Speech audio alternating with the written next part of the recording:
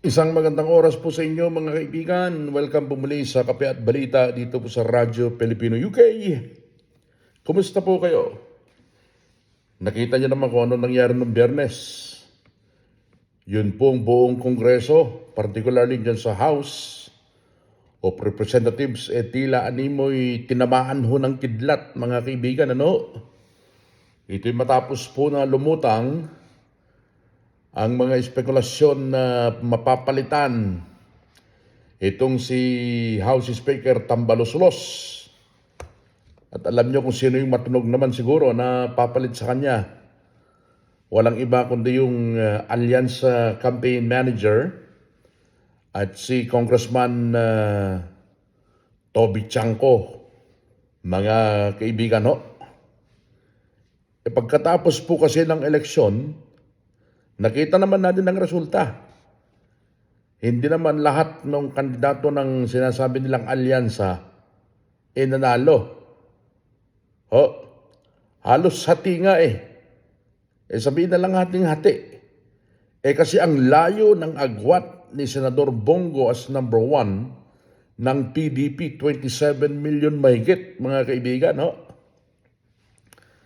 Pumangatlo, itong si Senador Bato de la Rosa. Nandiyan na si Senador Rodante Marcoleta, si Manang Aimee, Camille Villar. Yan ho yung mga huling inendorso nitong si BP Sara, di ho ba? Nanalo silang lahat. Maliban lamang ho dun sa pinakamababa talaga. Marami pa naman panahon.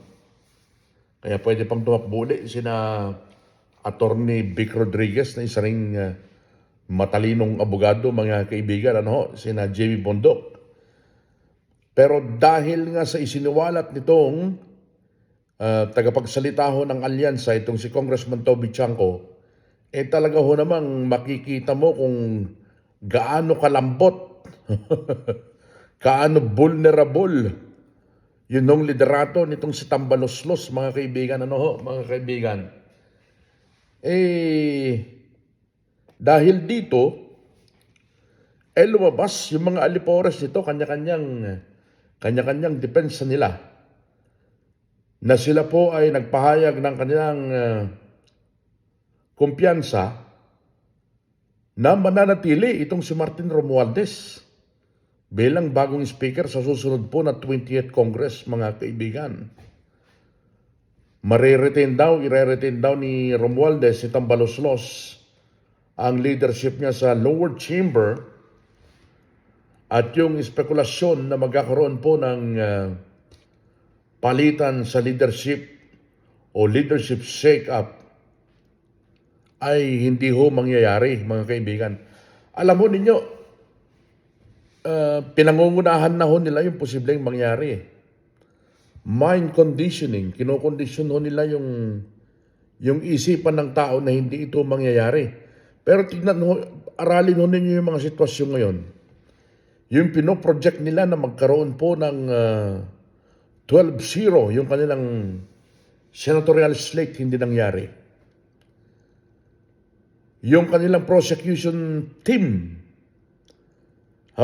na manggagaling lahat sa Congress na magpo-prosecute kay BP Sara kapag nagsimula na po yung impeachment trial dyan sa Senado, karamihan sa kanila, o hindi karamihan, pero ilan sa kanila, ano po mga kaibigan, hindi na nakabalik, natalo.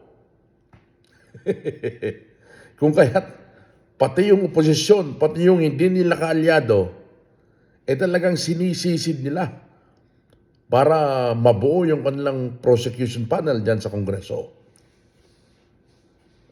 Dahil sa mga nangyari, mga kaibigan, lumalabas ang kahinaan ng pundasyon ng leadership nitong si Speaker Romualdez pataas, papunta kay Pangulong Marcos, mga kaibigan. Nanghihina na. Sinking ship na, mga kaibigan. At base rin doon sa pag-aaral, mga kaibigan, ng isa pang eksperto, election lawyer, itong si Attorney Macalintal, mga kaibigan, sinasabi ho niya na para sa kanya po mga kaibigan, lusaw na. Hindi na ho matutuloy yung impeachment trial laban kay BP Sara dahil nangyari at isinampa yung impeachment complaint laban po kay BP Sara na impeach siya during 19th Congress. At yung sinasabi nitong si Atty. Mac, hindi na pwedeng i-carry over ng susunod po na Kongreso ng 20th Congress yun pong impeachment na ginawa o nangyari noong 19th Congress. Kung mayroon mang impeachment, kailangan magsimula sila sa panibago. Back to zero sila mga kaibigan. Ano nga asahan natin dyan? Back to zero? Hindi na katulad ng nakaraang komposisyon ng 19th Congress ang komposisyon po ngayon ng 20th Congress. Marami nang natalo sa mga kongresista, marami nang bago. At marami na ring bago ngayon dyan sa Senado. So iba na ho yung komposisyon mga kaibigan. So kaabang-abang itong mga pangyayaring ito. Sinabi nitong si Congressman Tiangco, pinigilan ko sila. Pero hindi ko sila napigilan. Kita nyo naman, ako ang unang-unang hindi pumirma doon sa impeachment dahil alam ko ang magiging kahihinatnan niyan.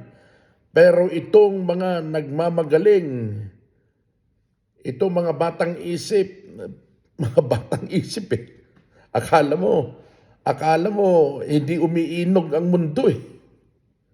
Hindi sila nagpapigil kay Congressman Tiangco.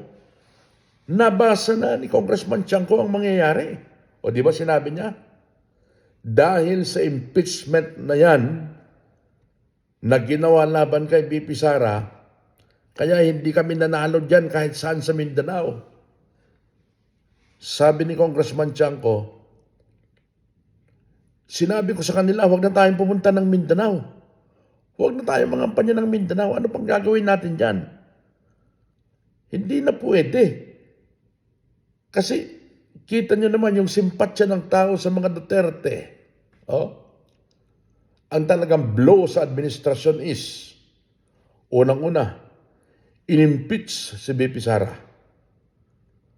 Ang pangalawa, ipinadala sa ICC. Diyan po naman sa The Hague, Netherlands ng kanyang tatay. Itong si dating Pangulong Rodrigo Duterte. Aminado mga kaibigan yung tagapagsalita at yung campaign manager ng alyansa na yan yung pagkakamali ng kanyang mga kasamahan, partikular ng mga nandyan sa Kongreso. Sinabihan ko sila pero hindi sila nakikinig. Kaya ayan, tingnan nyo ang nangyari. Lagpak. Lalong humina ang pundasyon ng kasalukuyang pamahalaan, mga kaibigan. So, wag ho nating tantanan. Manood tayo ng mga balita. Pag-aralan ho natin ng mga balita.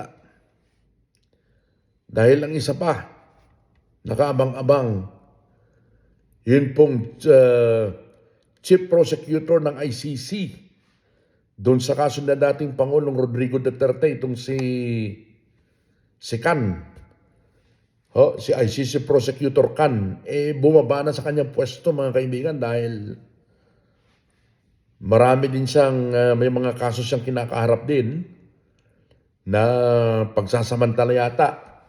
Kung hindi ako nagkakamali, pagsasamantala sa mga kababaihan. Tingnan nyo, nagpo-prosecute sa kaso ng ibang tao pero yung sarili niya, may ginagawa palang paglalapastangan sa kapwa niya tao.